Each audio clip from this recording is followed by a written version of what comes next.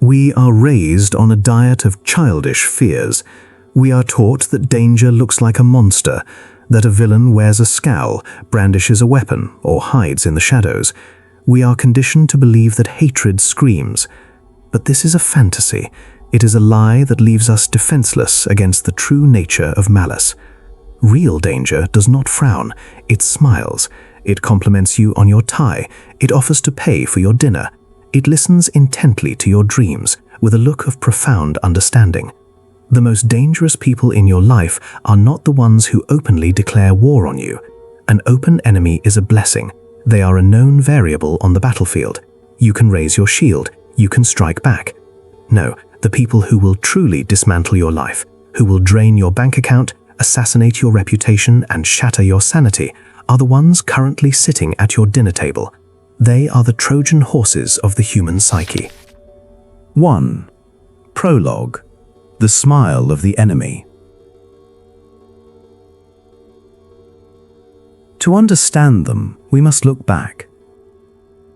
The year is 1513.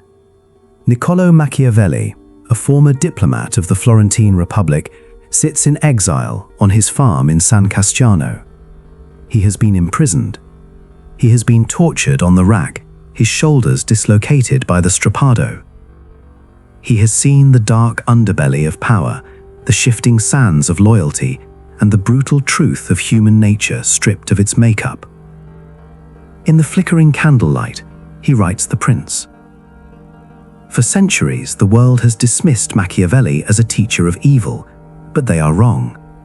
Machiavelli was not teaching men how to be wicked, he was teaching them how not to be destroyed by the wicked.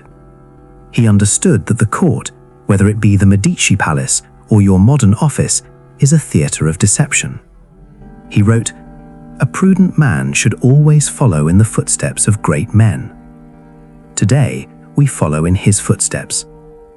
We will perform a ruthless autopsy on your social circle.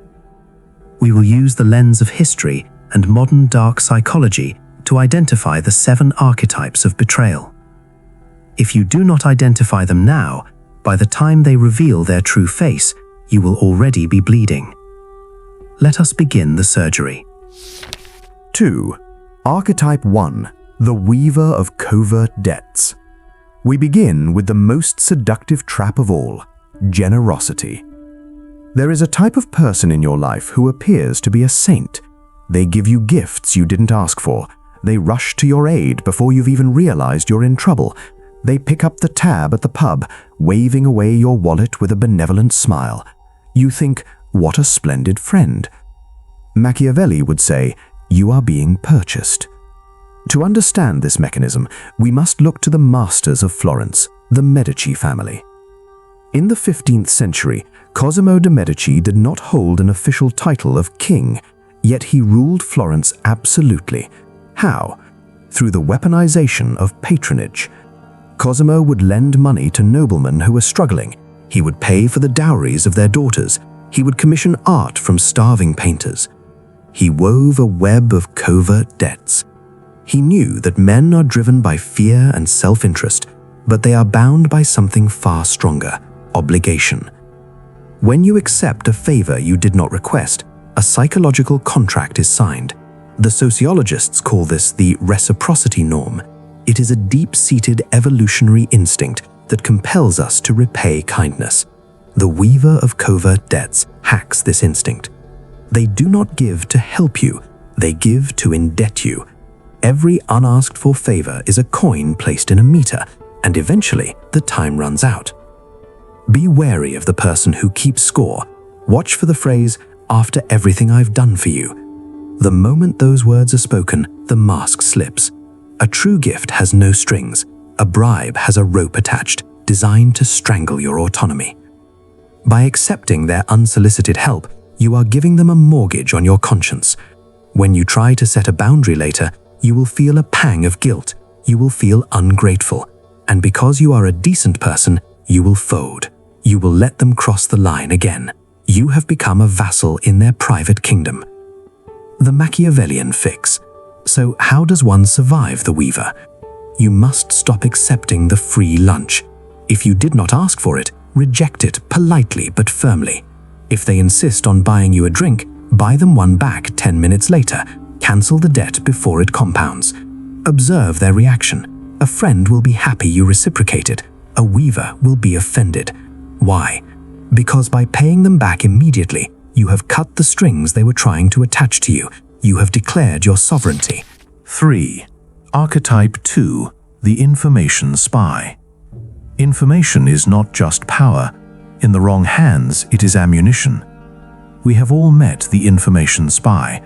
The dynamic usually begins with a rush of intimacy. You meet them, and within an hour they are confessing their deepest traumas, their darkest fears, their childhood sins. They make themselves incredibly vulnerable. Your empathy kicks in. You feel honored. You think, they trust me. The social law of reciprocity demands that you match their energy. So you lower your drawbridge. You tell them about the cracks in your marriage. You tell them what you really think of your boss. You admit your insecurities. You have just handed a loaded pistol to a toddler, or worse, to an assassin. This is false vulnerability. It is a hacking tool. They are not opening up to heal. They are opening up to get inside your walls. History offers us a chilling parallel in Sir Francis Walsingham, the spymaster for Queen Elizabeth I. Walsingham did not always use torture to get the truth. He used intimacy. He placed agents in prisons who would pose as fellow persecuted Catholics. These agents would weep, pray, and confess their own treasonous thoughts to the real prisoners. Moved by this shared suffering, the prisoners would confess their plots, and then they would be led to the gallows. Machiavelli advised princes to be secretive, to never let their true intentions be known. Why? Because if your enemy knows what you fear, they know exactly where to strike. The information spy collects secrets like trading cards. Have you noticed that this person always has gossip about others? They tell you things they shouldn't be sharing about their other friends. Here is a rule of human physics. If they do it with you, they will do it to you. The danger here is reputation destruction.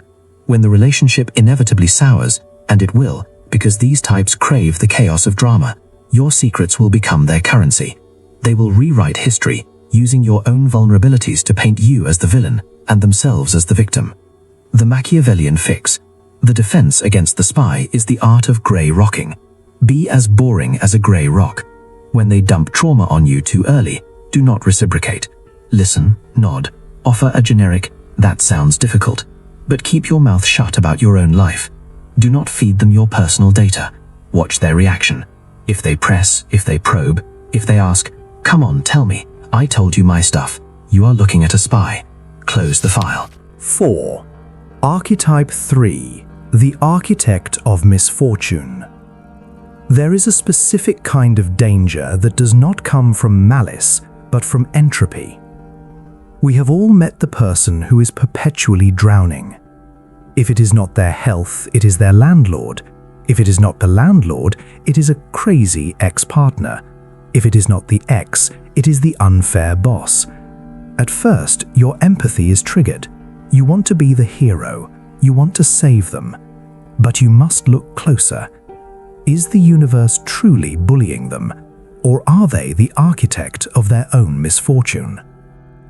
Machiavelli was obsessed with two forces: virtù, skill, strength, will, and fortuna, luck. He believed that while fortune is a raging river, a man of virtù builds dikes and dams to control it. The architect of misfortune refuses to build the dam. They prefer to drown, because drowning demands attention. History gives us a tragic example in Cesare Borgia, the illegitimate son of Pope Alexander VI. Cesare was the model for Machiavelli's prince. He was ruthless, brilliant, and handsome. He conquered the Romagna with terrifying speed. But his power was built entirely on the fortuna of his father, the Pope. Cesare did not build his own foundation. When his father died unexpectedly, Cesare's luck collapsed. He fell ill at the exact same moment. Without his father's protection and his own health, his empire evaporated overnight. He died alone, fighting a petty skirmish in Spain. He was a man who rode the tiger of fortune, but never learned how to tame it. The modern equivalent is the friend whose life is a series of preventable crises. They lack the virtue to discipline their impulses, yet they blame Fortuna for the consequences. Why are they dangerous? Because misfortune is contagious, not in a mystical sense, but in a practical one. If you tie your sturdy vessel to a sinking ship, you do not keep them afloat, they pull you into the abyss. Their emergencies will drain your time, your bank account, and your mental bandwidth. They are black holes of energy. No matter how much light you pour into them, they remain dark. The Machiavellian fix. Observe the pattern over time. Is it a bad month, or is it a bad life? If chaos follows them like a shadow, step out of the shade. You cannot save someone who is addicted to their own destruction. As Machiavelli ruthlessly advised, avoid the unlucky. Not out of superstition, but out of self-preservation. 5. Archetype 4. The mirror. Princes, Machiavelli wrote, have no other way of guarding themselves against flattery than by letting men understand that they will not offend you by speaking the truth. But most of us are not princes. We are insecure creatures. We crave validation. We want to be told we are brilliant, attractive, and right. Enter the mirror. This person agrees with everything you say. If you despise a film, they hate it too. If you change your mind 5 minutes later, they pivot instantly. They have no identity of their own. They are a reflection of yours. It feels intoxicating. Finally, someone who gets you. Wrong. They do not get you. They are hiding from you. The mirror is the modern incarnation of the ancient Alcibiades of Athens. Alcibiades was a brilliant general, but more importantly, he was a social chameleon. When he was in Athens, he was a witty intellectual. When he fled to Sparta, he stopped laughing, grew his hair long, and bathed in cold water like a stoic warrior. When he fled to Persia, he adopted the lavish robes and decadent customs of the East. He became whatever the person in power wanted him to be. And because of this, he betrayed everyone: Athens, Sparta, and Persia. He had no loyalty to people, only to opportunity. The mirror is dangerous because they conceal their true intentions behind a wall of agreement. A friend who argues with you respects you. A friend who blindly agrees with you is manipulating you. They insulate you from reality. They feed your ego until you become blind to your own mistakes. But the deeper danger is betrayal. The mirror is a mercenary. Today they mirror you. Tomorrow, if it serves them to align with your enemy, they will mirror your enemy. They will nod and agree while your reputation is destroyed, just as they nodded and agreed with you. The Machiavellian fix. You must test the glass. Intentionally state an opinion you know is slightly controversial or even incorrect. See if they agree. Then, later in the conversation, contradict yourself. See if they shift. If they have no backbone, they have no loyalty. A person who stands for nothing will fall for anything, and they will take you down with them. 6. Archetype 5. The moral assassin. There is a specific kind of sadism that disguises itself as virtue. You know this person. They claim to be brutally honest. They claim to hold you to a higher standard. They use morality, religion, politics, or social justice as a cudgel to beat you into submission. This is the moral assassin. They do not attack you with insults. That would be too crude. They attack you with impossible standards. I am only telling you this because I love you, but you have really let yourself go. I don't think you are working hard enough to deserve success. History provides us with the ultimate moral assassin, Girolamo Savonarola. Before Machiavelli rose to prominence, Florence was ruled by this fanatical friar. Savonarola did not use armies, he used guilt. He preached that the Florentines were sinners, obsessed with luxury and art. He organized the infamous Bonfire of the Vanities, where citizens were shamed into throwing their mirrors, cosmetics, instruments, and paintings into the fire. He ruled through the terror of goodness. He made the people feel small, dirty and unworthy, positioning himself as the only path to salvation. Machiavelli watched Savonarola closely. He saw that the friar was an unarmed prophet.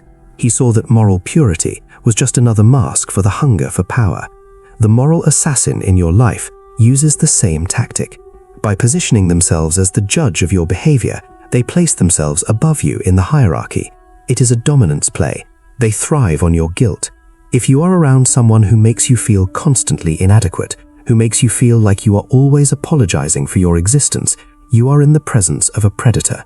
They are eroding your self-esteem so that you become dependent on their approval. They want you to beg for validation like a dog begging for scraps. The Machiavellian fix: stop justifying yourself. The moment you start explaining your actions, you accept their frame, that you are on trial and they are the judge. You are not on trial. When they criticize you for your own good, look them in the eye and say, "I did not ask for your feedback." Watch their reaction. Their mask of virtue will turn to rage very quickly. That rage is their true face. 7. Archetype 6. The neutral saboteur. He who is not with me is against me. Machiavelli touched upon this dangerous neutrality when discussing alliances. In times of war, and make no mistake, life is a form of warfare. The most dangerous person is often not the one holding the sword. It is the one standing on the sidelines, waiting to see who wins. This is the neutral saboteur. They are friends with you, but they are also friends with the person who betrayed you. When you confront them, they raise their hands in a gesture of helplessness. They say, "I just don't want to get involved. I see both sides." It sounds mature, it sounds diplomatic, but it is cowardice disguised as virtue. The historical archetype here is Pontius Pilate. When the mob demanded the execution of an innocent man, Pilate did not agree, but he did not refuse. He simply called for a bowl of water and washed his hands. He believed that by abstaining, he remained pure, but history remembers him not as a peacemaker, but as the enabler of a tragedy. Dante Alighieri, in his Divine Comedy, reserved a special place for these neutrals. He placed them in the vestibule of hell, rejected by heaven and rejected even by hell itself. Why? Because they stood for nothing. The neutral saboteur is a leak in your vessel. You cannot trust them with your defense because they have no loyalty to you, only to their own comfort. By refusing to take a stand against disrespect, they are silently endorsing it. They want to be liked by everyone, which means they are loyal to no one. When the ship goes down, they will not help you bail water. They will be the first to swim to the winning boat, looking back at you with pity, claiming they never really liked you anyway. The Machiavellian fix: you must force a choice. This person hurt me deeply. Continuing to associate with them is hurtful to me. If they refuse to choose, they have made their choice. They chose themselves. You must do the same. Wash your hands of them. 8. Archetype 7. The Envious Mimic. We have covered 6 faces of danger, but the seventh is the most devastating of all. Because the 7th type doesn't just want to hurt you, they want to become you. This is the Envious Mimic. There is a form of hatred that looks exactly like admiration. You meet someone who puts you on a pedestal. They love your style, they adopt your vocabulary, they buy the same clothes. At first, your ego is flattered, you feel like a mentor. But then, the shift happens. They start taking credit for your ideas, they befriend your friends behind your back, they start competing with you in areas where there was no competition before. The psychological mechanism here is identity usurpation. The most haunting parallel is the, perhaps fictionalized but psychologically accurate relationship between Antonio Salieri and Wolfgang Amadeus Mozart. Salieri did not hate Mozart because Mozart was bad. He hated Mozart because Mozart was divine. Salieri prayed to God for talent, but God gave the talent to a vulgar boy named Mozart. Salieri's admiration curdled into a poisonous envy. He didn't want to destroy music. He wanted to destroy the vessel that held the music he couldn't possess. The mimic suffers from a pathological lack of self. They are a void looking for a shape, and they have chosen your shape. But because they cannot actually be you, because they lack your lived experience, your trauma, your resilience, they resent you. They hate you for having the substance they lack. To fully become the character they are playing, they must destroy the original.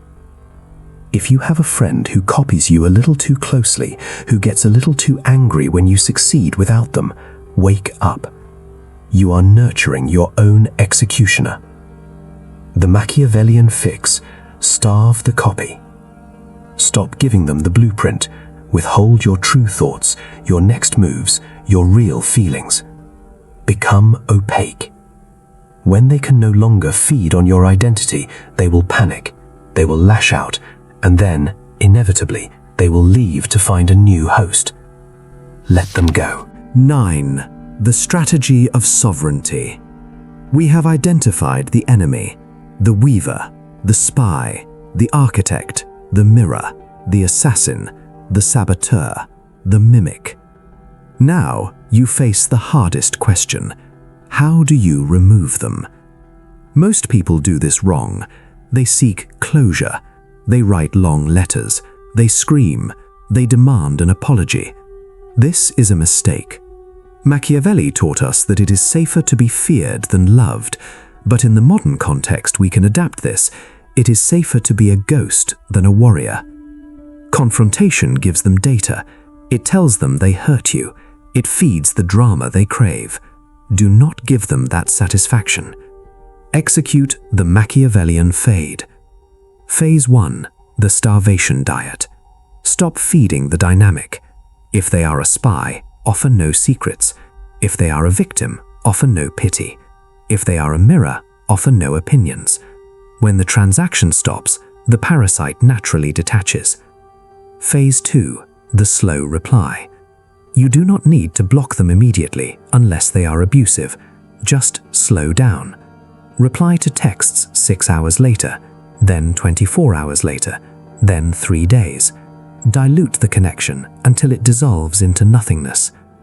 Phase 3. The guillotine. For the extreme cases, the mimic or the assassin, subtlety is a risk. You must cut the cord. This dynamic isn't healthy for me anymore.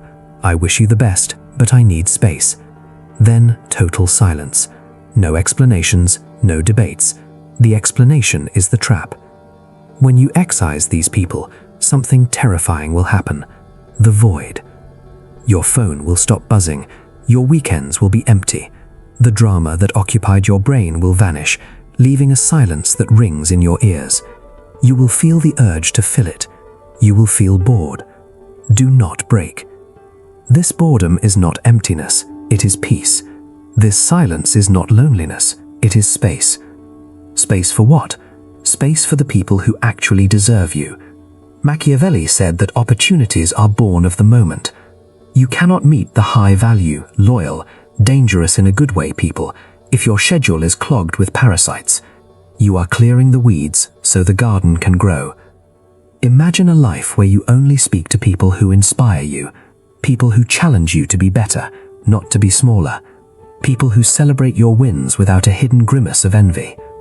This life is possible, but it costs something.